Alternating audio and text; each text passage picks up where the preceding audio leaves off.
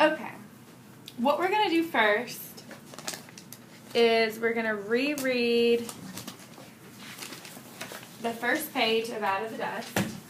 So everybody open up to the first journal entry in Out of the Dust. Okay? So, as summer wheat came ripe, so did I. Born at home on the kitchen floor, Ma crouched, barefoot, bare-bottomed over the swept floors, because that's where Daddy said it'd be best. I came too fast for the doctor, bawling as soon as Daddy wiped his hand around inside my mouth. To hear Ma tell it, I hollered myself red the day I was born. Red's the color I've stayed ever since. Daddy named me Billy Joe. He wanted a boy. Instead, he got a long-legged girl with a wide mouth and cheekbones like bicycle handles. He got a red-headed, freckle-faced, narrow-hipped girl with a fondness for apples and a hunger for playing fierce piano. From the earliest I can remember, I've been restless in this little panhandle shack we call home, always getting in Ma's way with my pointy elbows and my fidgety legs. By the summer I turned 9, Daddy had given up about having a boy. He tried making me do. I look just like him. I can handle myself most everywhere he puts me, even on a tractor, though I don't like that much. Ma tried having other babies. It never seemed to go right, except with me. But this morning, Ma let on as how she's expecting again. Other than the 3 of us, there's not much family to speak of. Daddy, the only boy Kelby left since Grandpa died from a cancer that ate up most of his skin, and Aunt Ellis, almost 14 years older than Daddy, and living in Lubbock, a ways south of here, and a whole world apart, to hear Daddy tell it. And Ma, with only Great Uncle Floyd, old as ancient Indian bones, and mean as a rattler, rotting away in that room down in Dallas. I'll be nearly 14, just like Aunt Ellis was when Daddy was born by the time the baby comes. Wonder if Daddy will get his boy this time. Okay. So that should refresh y'all's memory on the very first journal entry that she did. So what we're going to talk about is some of the figurative language that was used in the first journal entry. And we're going to talk specifically about similes. Okay? We're also going to talk about metaphors. So first of all, who can tell me what a simile is? Okay. A simile is a word I would use in like or as. Okay. So it compares two things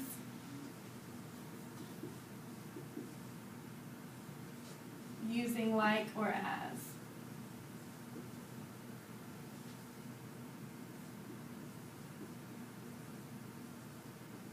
Okay. And then who can give me an example of a simile? Okay. My brother's face was as fat as chipmunks. My brother's face was as fat as chipmunks. Okay. That's a good one. That works. My brother's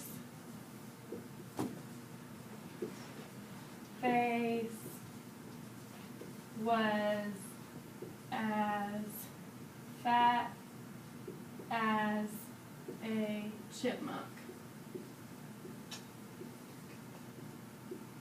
And then you've got as there and as there. Okay? So I want another example. Okay?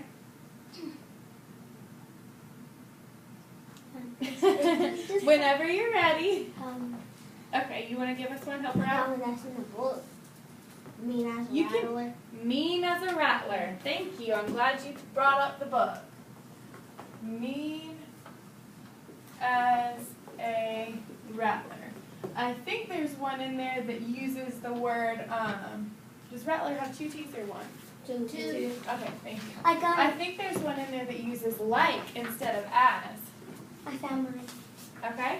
My grandma is old as a rotten apple just sitting on a tree. Okay. Is there one in there that uses like? Okay. Hold on, let's hear from somebody else. Cheekbones like bicycle. Cheekbones like bicycle handles. That's the one I was looking for. Okay.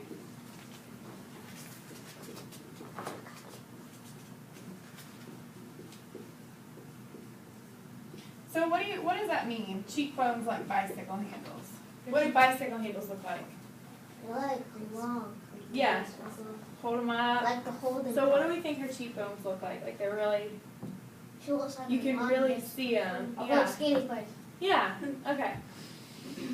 Okay, so there's that like. So to comparing two things using the word like.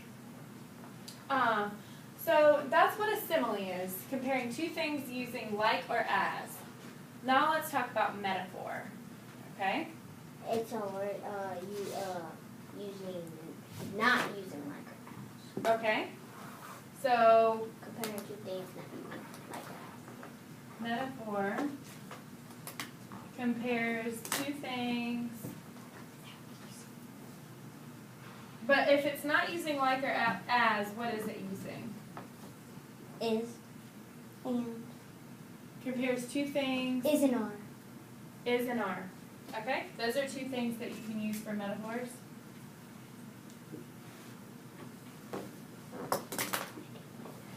Okay, perfect. So can somebody give me an example of a metaphor? Oh man. It's a little bit tougher, right? That's okay. How about, I was a tiger when I attacked my food. I was so hungry.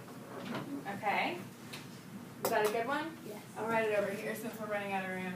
But I was so hungry that I attacked my was. food like a tiger. I got one.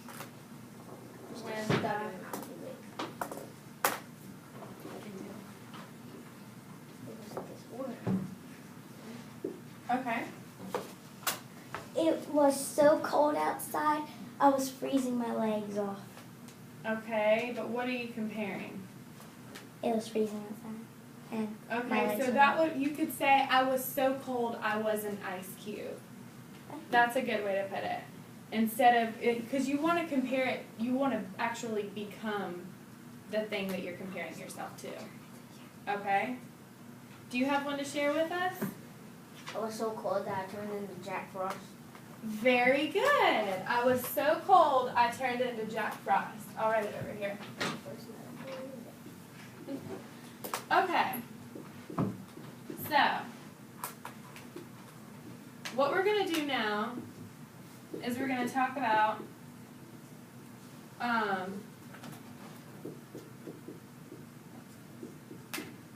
there's that word was again. That differentiates that it is a metaphor. Okay, so what we're going to talk about is we're going to talk about this one right here. Cheekbones like bicycle handles. Okay? Because that's the word that Billy Joe used to describe herself in the book. So, what I want y'all to do is I want you to take out your paper and pencil, and we're going to do two similes to describe ourselves, and we're going to do two metaphors to describe ourselves, okay? So, let's take some time to think about it. And you just have to do two. And you don't have to describe your physical characteristics. You can describe maybe I was so cold I turned into Jack Frost. Don't use that exact one. You have to do a different one. But you can do like, I'm so tired, I am a sloth. Or something like that. It doesn't have to be about your characteristics. Can it be? Yeah, it can be. I just don't want you to feel like